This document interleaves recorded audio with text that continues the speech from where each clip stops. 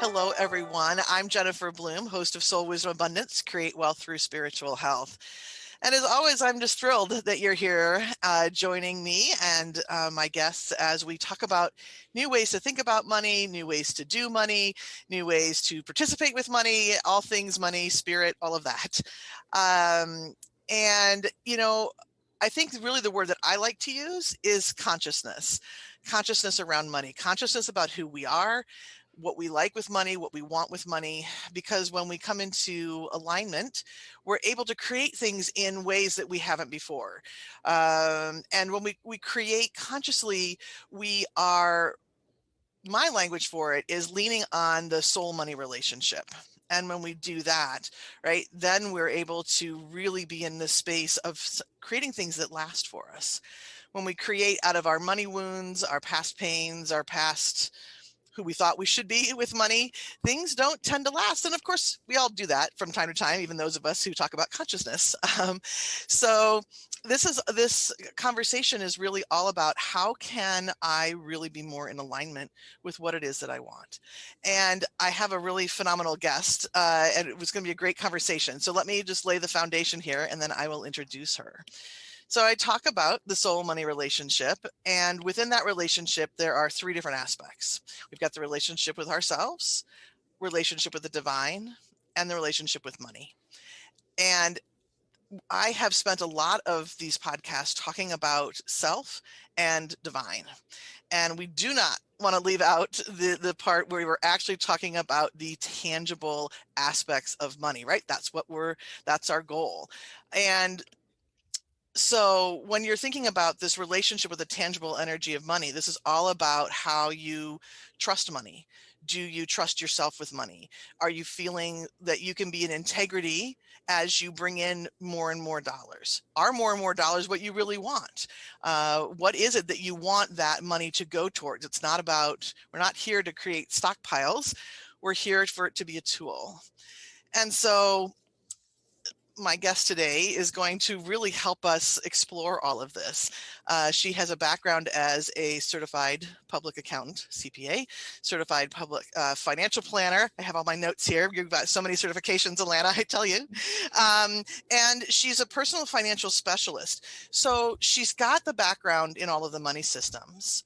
But what's really interesting is she's also a certified human design expert, level 4. For those of you who know what that means, I'll have to ask her what that means. And the reason why I really perked up when I heard about this conversation or this combination was because it's about using those money systems, but in alignment with who you are personally. I don't know, those of you out there listening have had experiences with planners, financial planners before, but my experience has been that it's sort of a one size fits all system.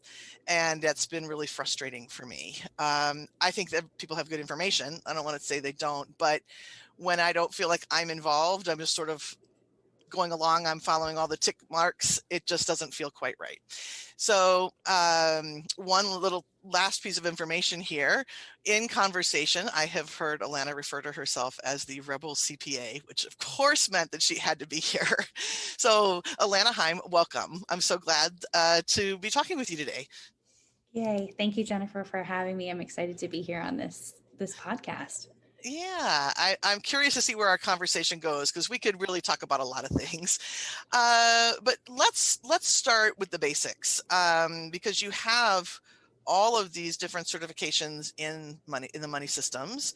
And tell us a little bit about the transformation you went through to go from being I don't know if you can say just a CPA. I know how much training goes into that. To being somebody who's interested in human design and really wanting to look at the personal aspect of a money system with someone. I feel like there's a calling within each of us. There's a timing, there's something that just shows up that says, I think I'm supposed to be doing something different.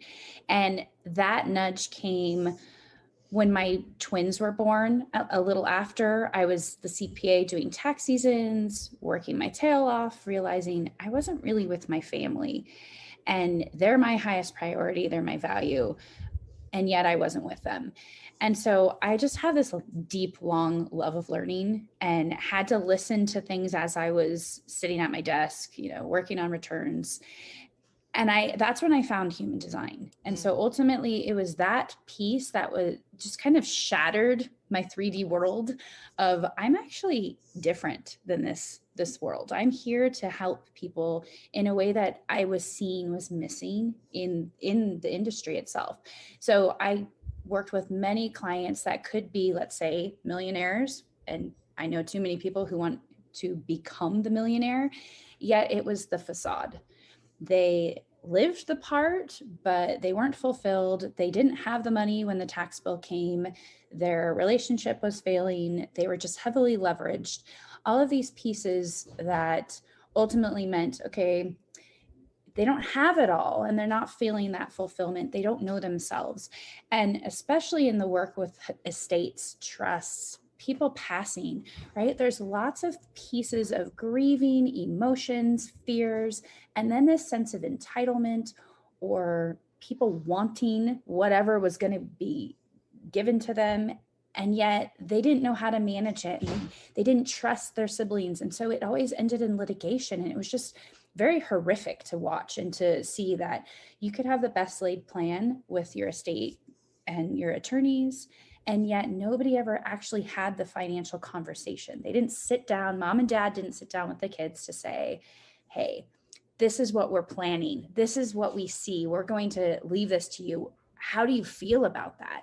Right? Because a lot of times they had all of these assets, maybe even businesses, that meant the kids were just sucked into it to be co-owners, and maybe they didn't want any part of the business. Maybe they really didn't want any part of the asset, but then they couldn't sell because the other sibling didn't want to. So there's just all these things that showed up, and that's where I realized people need more support going inward with talking about money, having this relationship with themselves and money, and really understanding who they are.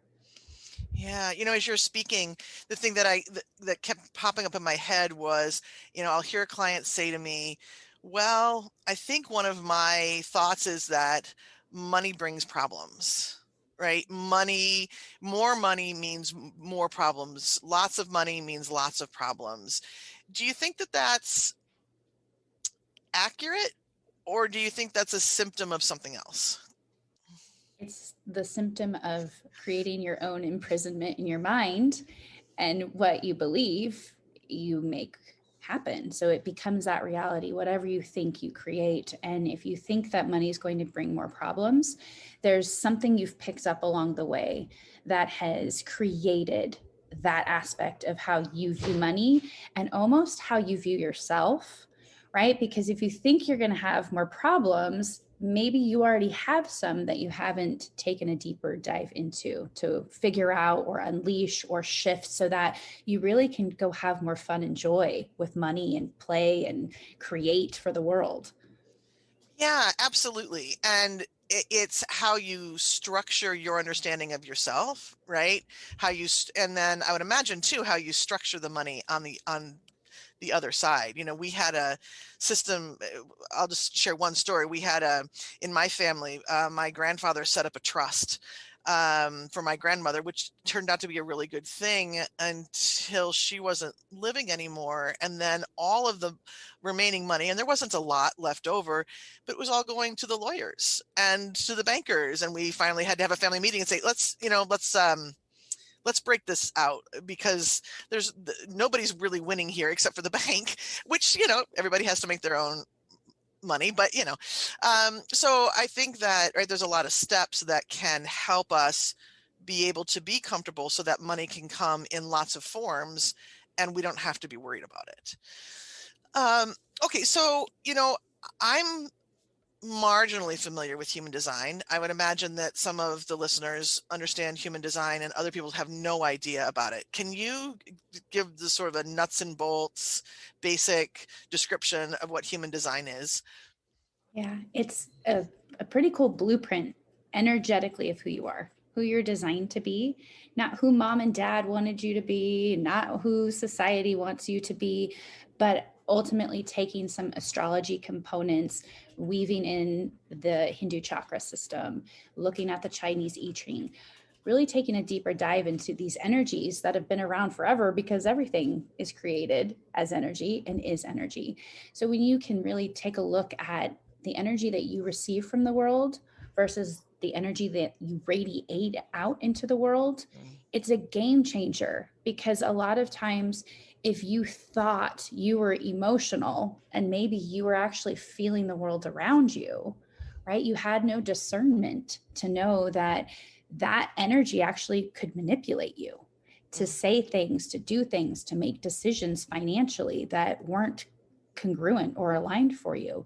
And I see that a lot in the financial industry, where we're the experts, right? And we're the guru in the field. And now you want help. And so you go to this person who tells you what to do. Nobody should tell you what to do. For us to be truly sovereign and have our free will, we need to trust our own intuition, our instinct, know how we make our own decisions. And human design is the tool that can really help you to see, ooh, I feel the energy coming in and it's not me, it's you. Maybe I need to step away to be in my own sphere, to be able to really come to the aligned decision that's true for me, not the pressure I was feeling from those who were outside of me. Uh, what a different way to approach working with money, right? I think about times I had been in the past with financial planners, and I think about people that I've talked to in relationship with money, and being able to hold that sovereignty when it comes to money is a challenge for people. I think we've been taught that, either actually literally taught, or whether it comes through this collective unconscious that we all seem to be plugged into, that, money has all of this power. And we are just here asking for it and hoping for it. Um, when instead, really, it's about being able to, again, that word sovereignty, right? Have our own sovereignty and understand that money is a piece of the puzzle. How would you describe that in Yeah. terms, yeah, with sovereignty and money and power and So you hit it's the reverse of money is power. Money is the reflection of you. You are the power. And sometimes we're afraid of our own power because we've never been free to explore it. We've never been allowed to put it out into the world, right? Growing up or whatever your experiences are, somebody told you to stop. Somebody told you to play smaller. You can't be the millionaire. You can't be the artist. They're going to starve. You'll never make money. So it's all of these pieces that come in. And then I see where you are this power, and then there's the fear of success that can come through. Yes, we're afraid of failing, but some of us are also afraid to actually be that power and to allow that success in whatever that looks like. That can be financial, it can be other aspects in your life. But when you hold back, right, and you're afraid that it's just going back to the piece that you said about the problems. If you believe money brings problems, you don't want the success because you're already afraid of that responsibility. You don't know how to manage money. I'm not good with numbers. Like, I hear all of these stories and these pieces that we've held on to. But what if you really could find the right advisor, and they're out there, that gets you and knows that you're actually in charge and you get to make the decisions and you get to say what you want to invest in and what feels aligned for you. And if they give you an option and you say no, they honor that, because it's not about them having their ego be, helped along the way, because it's not about them. It's about you making that choice. And so it's taking back even that power in your financial relationships, within yourself, within your home, within the people that you work with that are here to support you. oh, that word support is big, isn't it? It's Yeah. right. They're not here to lead and direct you. They are here to support you. And I think that you said it too. I think that's scary sometimes for people, especially in the area of money, because it feels so important, right? And we need to save. And I remember being in college and graduating from college, and I was getting ready to get married, and we wanted to have children right away, and hearing, oh, you need to save for college. You need to save for college. You need to save for, oh, it's astronomically going up. And it did. They were right about that. But, and the drum beating, and if you're not saving X by the time you're 20 or by 25, what's going to happen to your retirement? And, I know there's different ways to look at that. I mean, clearly fear-based is not what I would recommend, but it seems a lot of fear comes out of the financial industry. So from your Rebel CPA views, tell me a little bit about, let's talk a little bit about some of those money milestones and what you think about those, and in light of let's talk about the money milestones first, then we'll talk about it in light of the conversation we've been having about power and all of that. So going to your example of saving for college, what if you don't even want to go to college? What if you don't believe in that system? Why are you going to save for something that you don't want? Well, normally we do it because we were told we should, right? And we voluntarily follow the rules and voluntarily follow the way it's been done. And the rebel in me says, well, if we ask questions and we start diving deeper into what is it I actually want to create in the world, what value do I want to bring, who do I want to be, maybe going into the college system actually isn't for you. And that is okay. I feel like I've learned so much about myself and, human design and all these different techniques and tools outside of going to college to become the accountant and the CPA. I learned this on my own. And when we have a lifelong love of learning, we're going to go figure it out. We don't need a system that's going to present a certificate to tell you who you are and what you're good at. So if you want to save, right, maybe you have children and you want to help them have an education, but maybe you don't have to put it in, the college funds. Maybe you do put it in life insurance. There's some tools and things that you can do in a way that allows you to pull the money, use it however you want, set your kids up. Maybe that's the money that seeds them starting the business that they want in the future. And that already is going to create so much value, yes, for them personally, but to exchange it out in the world to be of service. So it's taking apart kind of the way we thought things had to be. And same with retirement. Maybe you love your work because you're so aligned. You know you're never going to retire.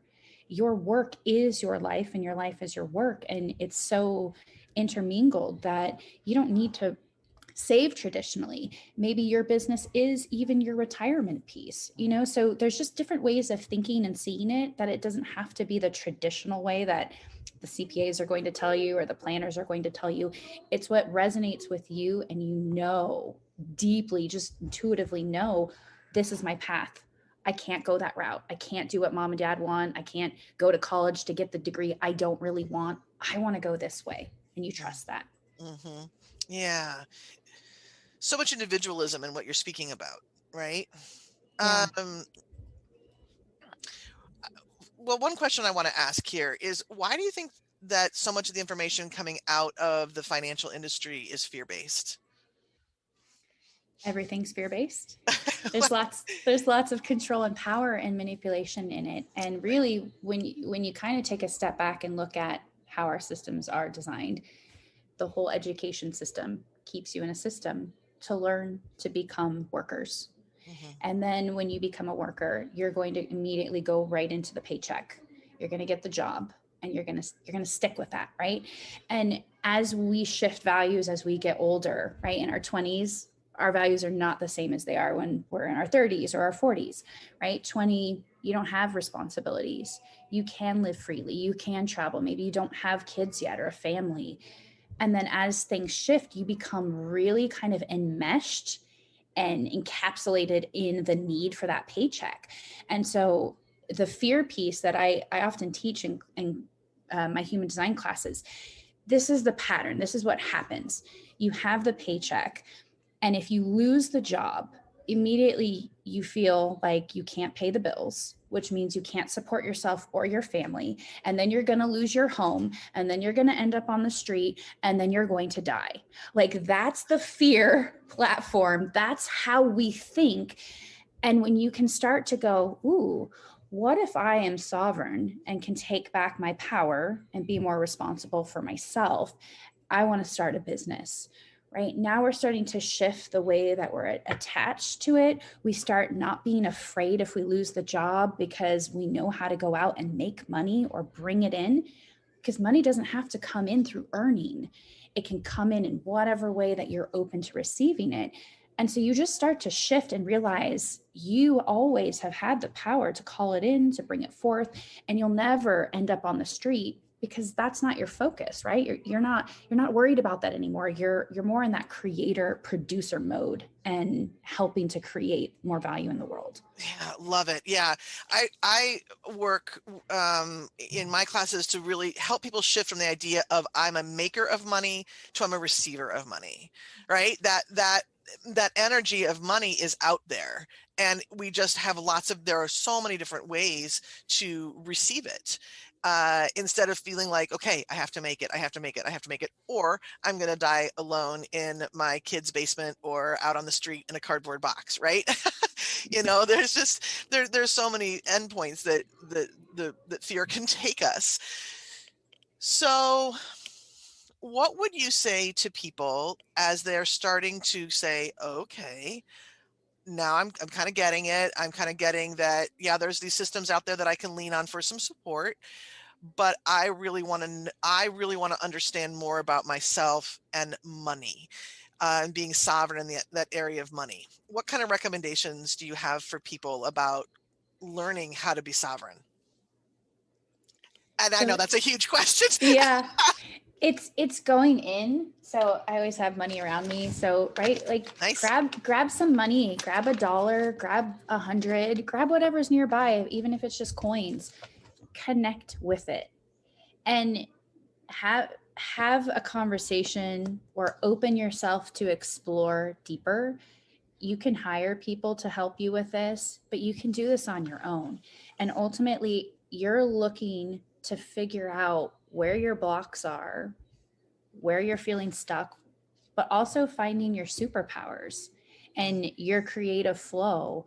What excites you? What brings you joy? Like, what is it that's going to allow you to create value? Because a lot of the people I work with, they're not motivated by money, right? Money is just this piece that, you need it and it's very 3D.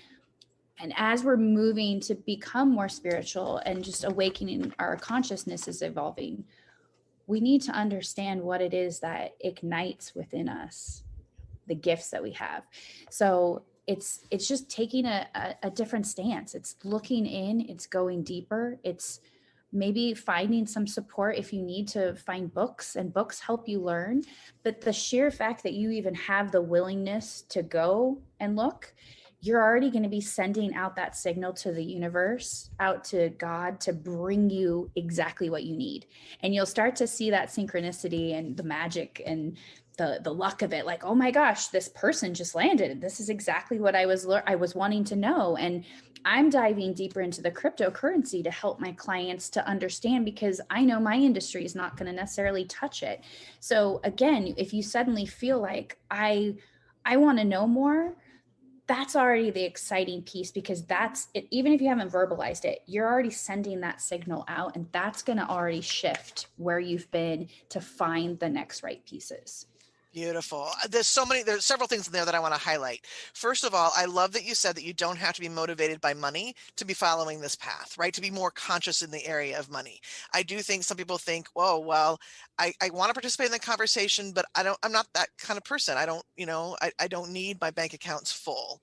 What I want is to travel. What I want is to be able to take this craft that I've done on my own and share it with the world, right? It's those kinds of things. And then this idea of igniting your superpowers, right? And knowing your superpowers. I love money as an entrance to learning about yourself, right? Because we all need money. We have, all right, I guess you could call it a belief, but at this point, we're in a 3D planet, right? Roof over our heads, we need food. At this point, we're using money. And if we can take that actual need to ignite us in a new way, it's just fantastic. It's just fantastic. So on that note, we're going to take a quick break. And when we come back, Alana and I are both going to be sharing a little bit about how you can find out about your superpowers and how that relates to money. So if you're listening to Soul Wisdom Abundance with me, your host, Jennifer Bloom, we will be right back.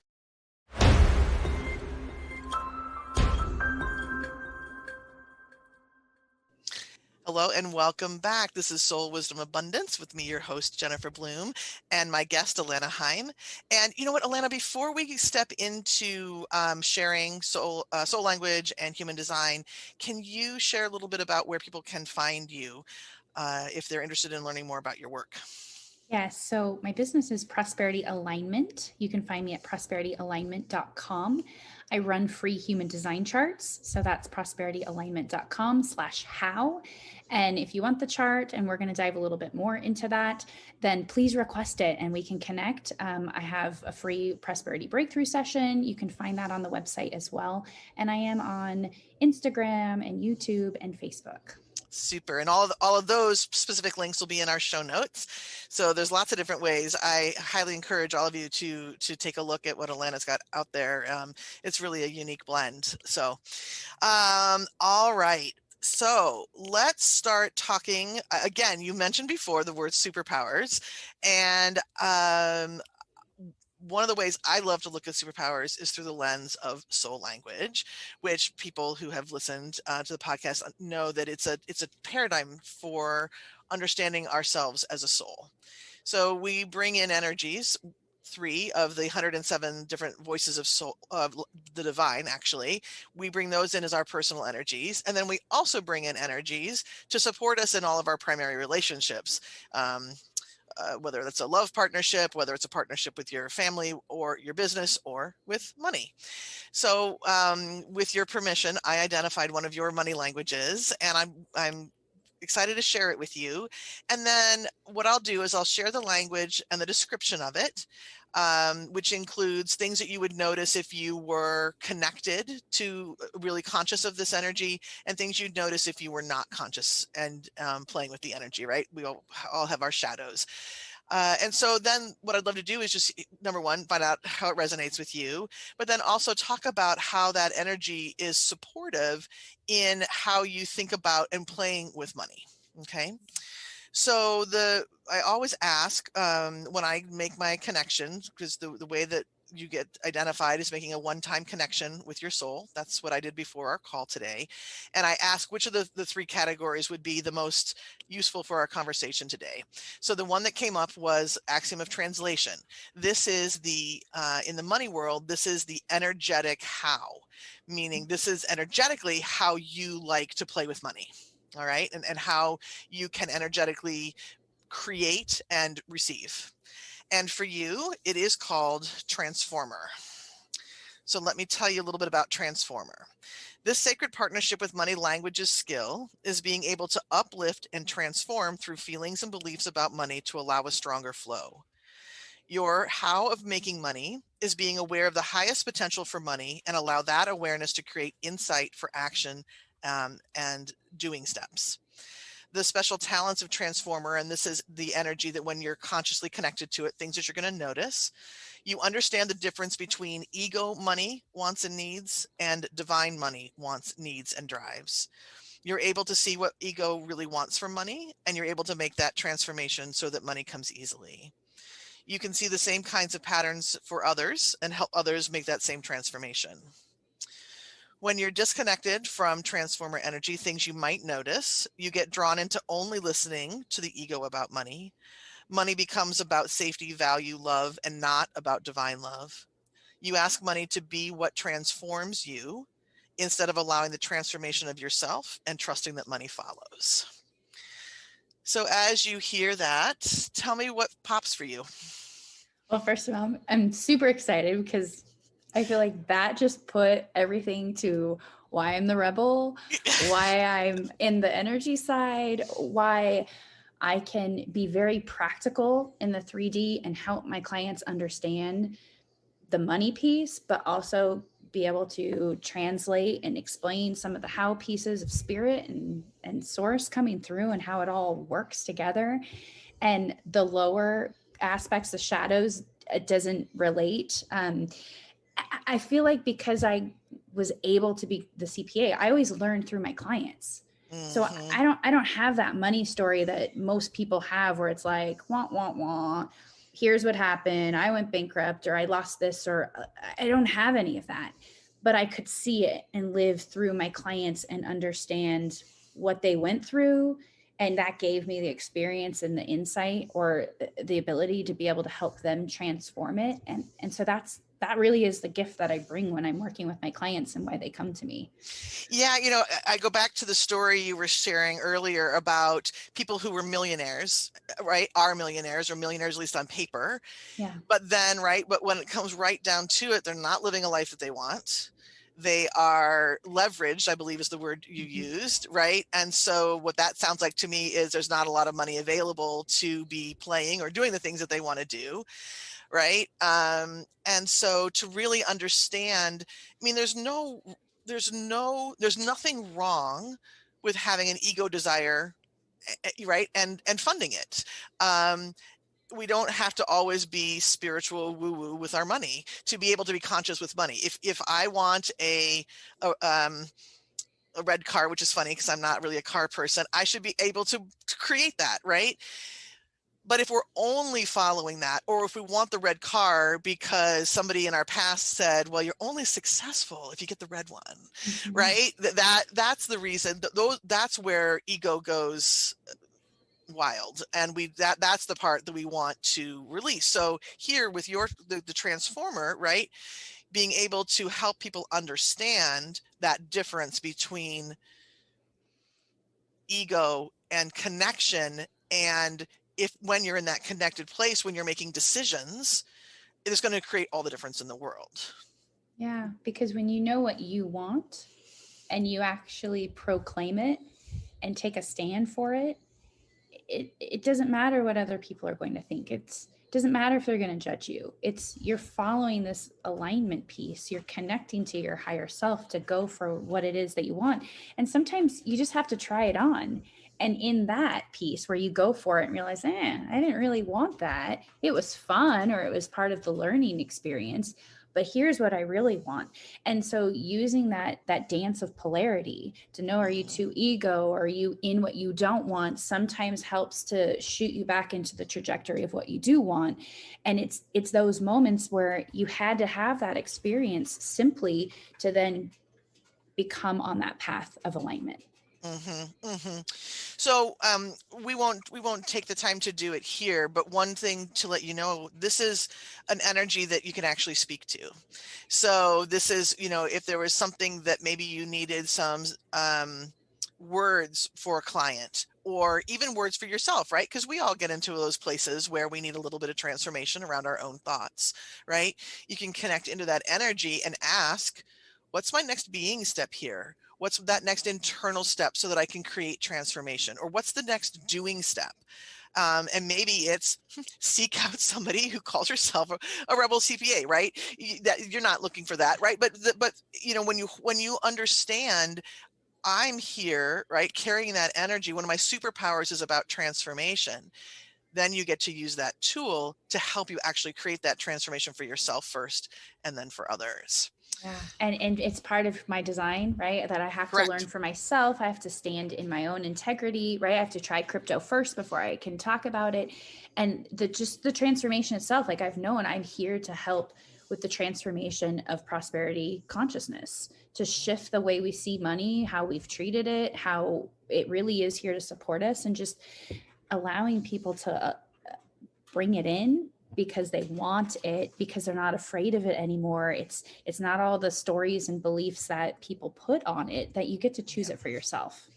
Beautiful. Really, really well said. Okay, so let's pause the soul language conversation, and I'm going to pass the floor to you, and let's talk a little bit about human design.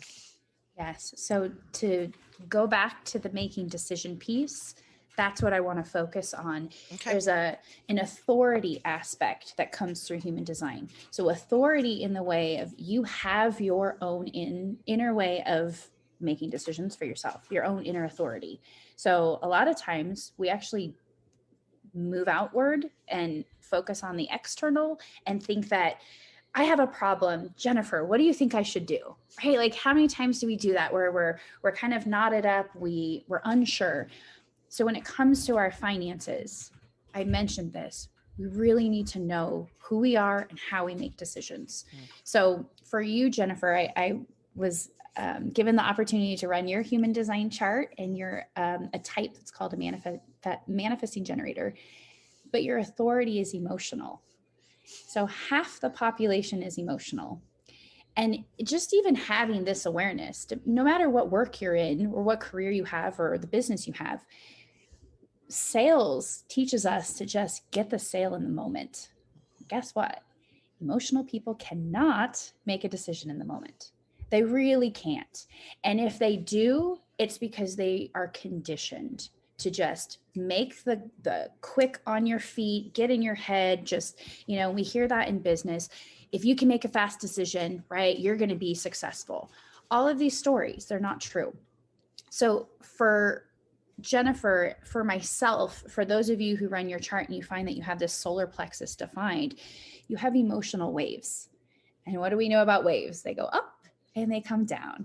And we have to honor the up and the down. And we have to find a congruent, aligned, high vibrational yes in both places. So that means when we are feeling melancholy, we're feeling down, we have to still feel really good about the decision, and we still want to say yes, even in that lower vibrational space.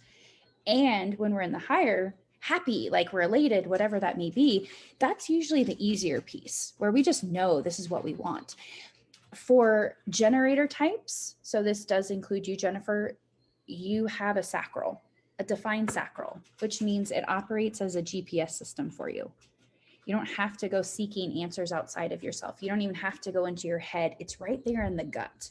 It knows yes or no, the truth. And for you, you'll get that gut instinct. You'll get that gut intuition. So do I want to invest in real estate? And immediately, like, that's your no, which means you don't even have to go through your emotional wave to change it, because it's already a no.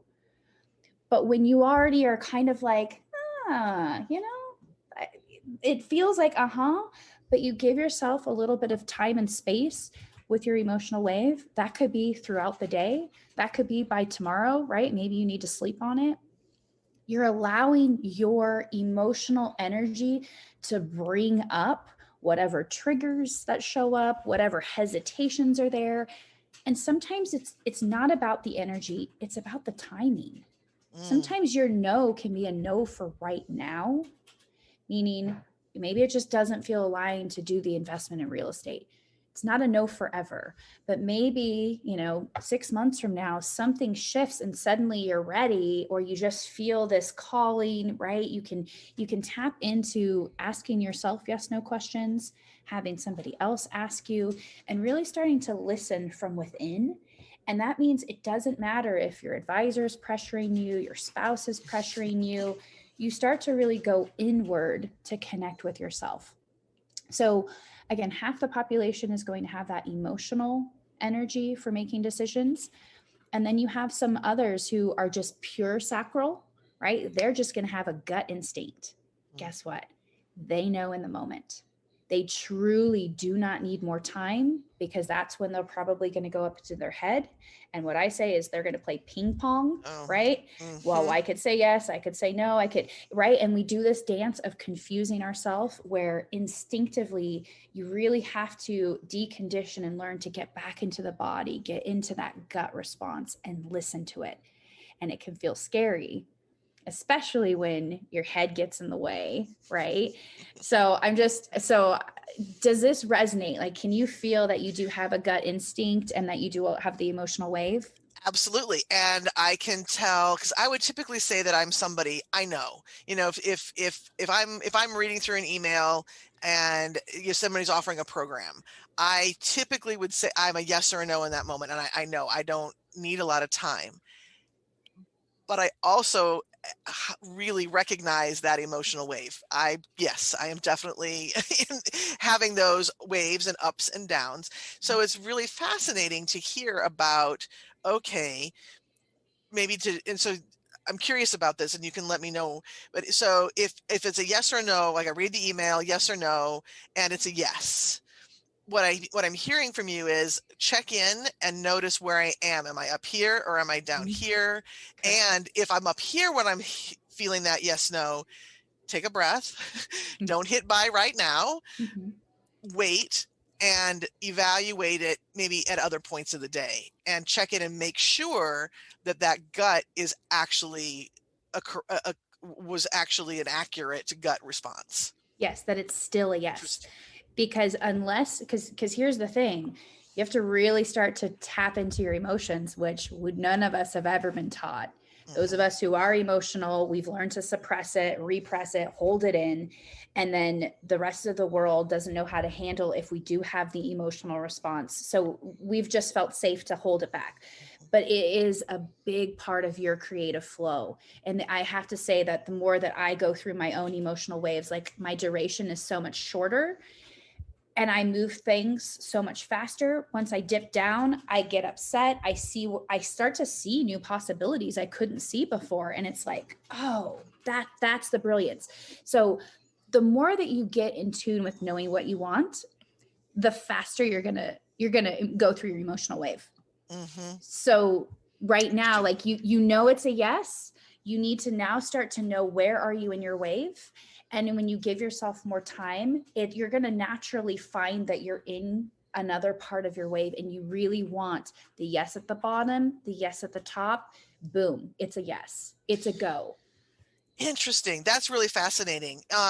I just had an example of what you were sharing. So I had a pretty big dip yesterday. You kind of go through transformational times in your life. I'm in one of those places right now where I'm really working through another layer, which is cool. But I had a real low yesterday, and my typical response in the past would have been to reach out to somebody, help me feel better, right? But I sat with it. And then this morning, I went to one of the places where I'm always connected. I know the wave is going to be back up. And the space between down here and up here, an answer came for what I was looking for, right? It was right there and I could feel it in both places that it was something that was very accurate. So I really appreciate having that language and understanding that a little better. And then also being careful about, and I'm not a huge, buy in the moment kind of person. I don't watch QVC and, fill my bookcases with little coin bears or anything.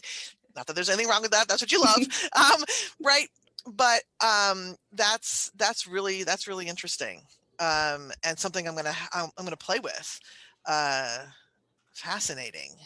So know that depending on how you're configured in your chart, right? There's openness, which means that's where you're receptive to feeling other people's influence and energy, right? There can be lots of pressure that comes Mm, in, which is what our fear-based sales tactics, old way of business has been doing. It's pressure, buy now, face the objections and overcome it. And I mean, I've had the conversation myself where I know myself so much and I need the time to make a decision, so now I ask for it and I demand it. And if they're not willing to listen to me, to hear that I need more time and I'm not there, that's not an excuse. That's who I am. If they can't honor it, I already know it's a hard no. And honestly, if you just say, okay, let's reschedule, let's talk tomorrow, or what works for you. Oh my gosh, that is like such a breath of expansion of space and fresh air for me to go, oh, now I can really sit with it. I already am feeling good. I just know that I have to honor myself. And if I don't hold that boundary, right, I'm not honoring myself. And that means I'm already making a decision that's still too hasty and isn't going to align for me. yeah, and if somebody's not willing to give you that space, that you're not going to, ultimately whatever it is they're offering isn't even, it can't even possibly be a match, right? If they're not willing to back off and say, yes, I honor you in this process. And again, that comes back to power and being willing to say, this is what I need, right? It's not even a question. I need 24 hours, 36, 48, whatever it is that's that magic number for you, right? And being willing to expect it. Yes. And when you start realizing you're not a vibrational match because they're coming from that fear place or scarcity based or whatever it may be, and they're trying to reach a quota and they see you as Yeah. part of the quota, you Yeah. already know it's not the consciousness piece we're looking for, where we're evolving and opening ourselves to trust and to be able to ask or demand, right? Like that's power in itself, because that's usually what we've forgotten. We weren't allowed to just step up and say, hey, this is what I need, or this is what I want. And when we can hold that for ourselves, you're already claiming sovereignty. And that's the fun part. Yeah. Yeah, absolutely. So as we kind of come to the end of our conversation, we've got a few more minutes. As people are starting to digest all of this and go, oh, I'm curious about all of this, clearly you have a number of tools that people can reach for, and you work with people, I'm assuming across the globe. Yes. Um, if somebody is looking for someone to be a match, right? Somebody who is going to be supportive in the financial field, in the right. How do you suggest going about looking for someone? What should you look for, uh, so that you can get supported as opposed to directed?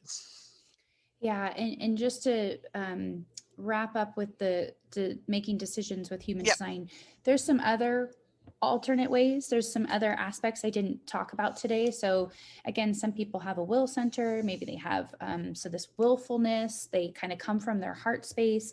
Maybe they do have a splenic. It's a little different than the gut, but it's very similar in the moment. Some people have to talk it out. So when you get your chart, that's the piece where you can start to understand this part.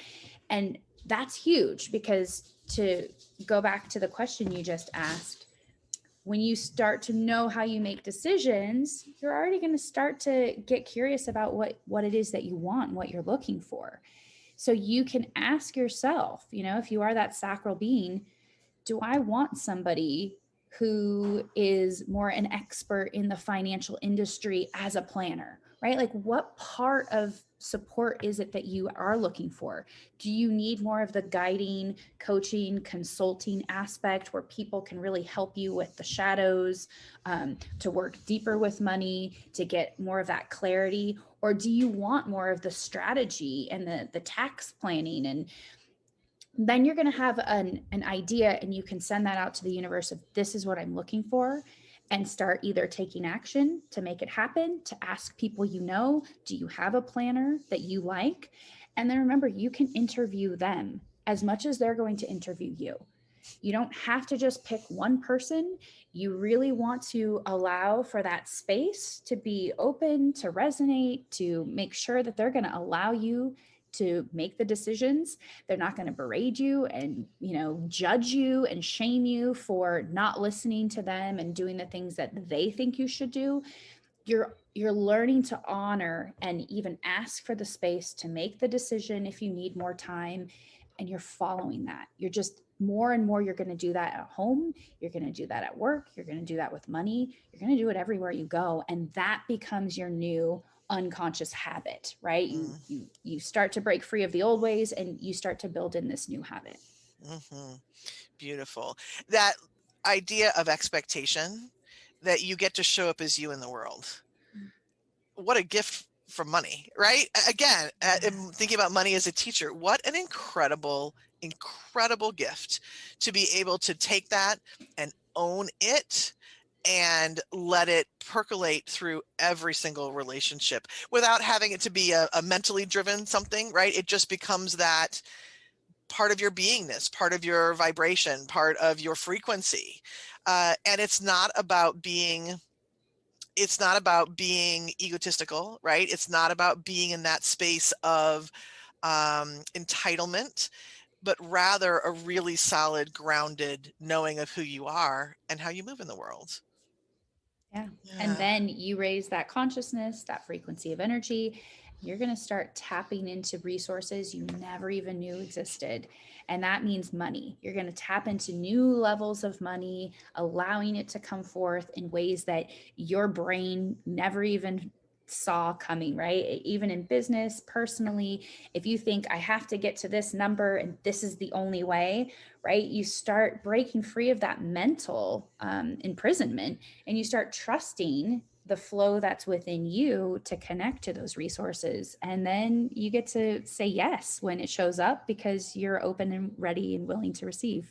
Yeah, I'm smiling because again, we're kind of wrapping up here, but thinking about the magic that's really involved in all of this. And as soon as you start claiming and things start showing up, you know, it, it just, it, I don't know, it's just amazing. It's just a beautiful new kind of world to live in, right? Yes. Well, Alana, thank you so much for being a guest here today and sharing all your wisdom. I really appreciate it. I know there's a lot more we could speak about, but I'm really glad that you were here. No, thank you so much. This was fun. I really enjoy being able to connect with you, with the audience, with humanity, right? We're all shifting and growing and bringing in more value in the world. Absolutely. Absolutely. So for those of you who are listening, thank you for being a part of our community. Your energy adds to the conversation, whether you know it or not. It's just if this conversation has ignited in you a desire to know more about your soul money relationship, you can come to my website, which is jenniferbloom.com. I have a free quiz that's going to help you understand a little bit more about the different dynamics of your personal relationship. And the Soul Wisdom Abundance podcast is here the first and third Fridays of every month. And we are next time talking all about leadership and asking for what you want. So it's a really great flow coming out of here. So until then, I wish each of you prosperous blessings. Take care, everybody. Bye-bye. Thank you for listening to Soul Wisdom Abundance with Jennifer Bloom, creating wealth from spiritual health on transformationtalkradio.com. To learn more about Jennifer Bloom or listen to past shows, visit jenniferbloom.com. You can subscribe to this podcast on any of your favorite podcasting outlets. Simply search Soul Wisdom Abundance with Jennifer Bloom.